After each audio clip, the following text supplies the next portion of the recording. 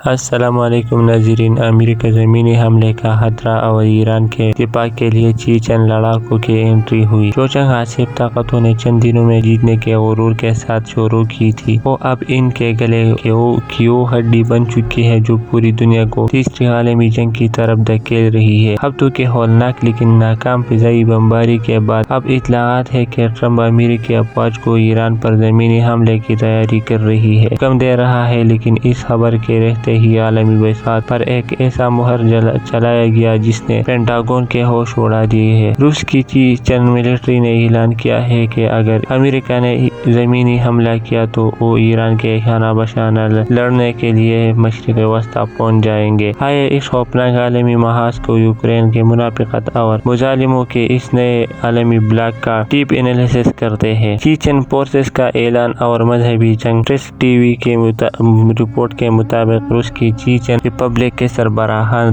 رمضان قادریف کے وفادار فوجی دستور نے ایران کے دفاع کے لیے باقاعدہ اپنی تیاری کا اعلان کر دیا ہے۔ ان کا بیانیہ انتہائی سخت اور واضح ہے۔ وہ امریکہ اور اسرائیل کی اس جارحیت کو ایک مذہبی جنگ حق اور باطل کا معرکہ قرار دے رہے ہیں۔ ان کا کہنا ہے کہ وہ ایران کے دفاع کے لیے براہ راست مداخلت کو جہاد سمجھتے ہیں۔ اس کا مطلب سیدھا ہے، اگر امریکی بوٹ ایرانی سرزمین پر اترے تو ان کا سامنا صرف پاسدارانہ انقلاب سے نہیں بلکہ جنگی مہارت میں مشہور چیچن لڑاکوں سے بھی ہوگا۔ یوکرین کے منافقت اور وار کا نیا میدان۔ اس جنگ کا سب سے حیران کن اور منافقت نے پہلو یوکرین کی انٹری ہے۔ ایک طرف یوکرین پوری دنیا میں رو رہا ہے کہ روس نے اس کی خود مختاری پامال کی ہے، اور دوسری طرف وہی یوکرین امریکہ اور اسرائیل کی مدد کے لیے اپنے سینکڑوں ملٹری ماہرین مشرق وسطیٰ پہنچ چکا ہے تاکہ وہ ایک خود مختار ملک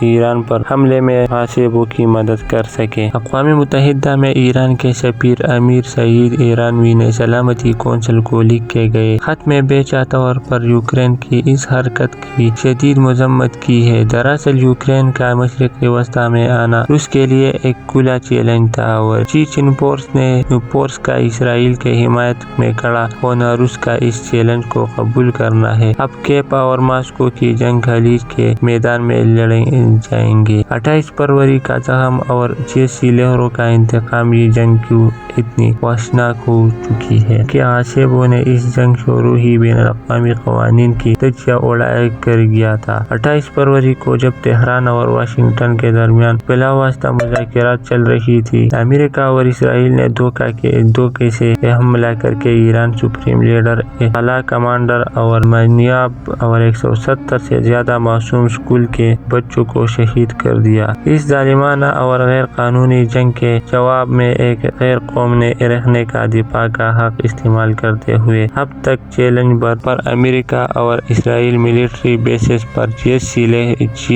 لہر میں خوفناک میزائل اور ڈرون حملے کیے ہیں۔ فضائی مہم کی اسی تاریخی ناکامی نے آج ٹرمپ کو زمینی حملے کی اس مایوس کن آپشن پر غور کرنے پر مجبور کیا۔ امریکہ جانتا ہے کہ فضائی بمباری سے کسی ملک کو فتح نہیں کیا جا سکتا، لیکن ایران پر زمینی حملہ عراق یا افغانستان نہیں ہے۔ ایک ایسا ملک ہے جس کا جغرافیہ ایک قدرتی قلعہ ہے، جس کے عوام تیار ہے، اور اب جس کے پشت پر چیچن اور روسی بلاک کی مضبوط عسکری طاقت کھڑی ہونے جا رہا ہے۔ امریکہ نے ایران کو تنہا سمجھ کر حملہ کیا تھا، لیکن آج دنیا کی ہر وہ طاقت جو امریکہ سامراج سے تنگ ہے، وہ ایران کی اس خندق میں اس کے ساتھ کھڑے ہونے کو تیار ہے۔ اگر دوستو آپ کو معلوماتی ویڈیو پسند ہو تو میرا چینل کو سبسکرائب کرنا مت بھولیے گا۔ خدا حافظ۔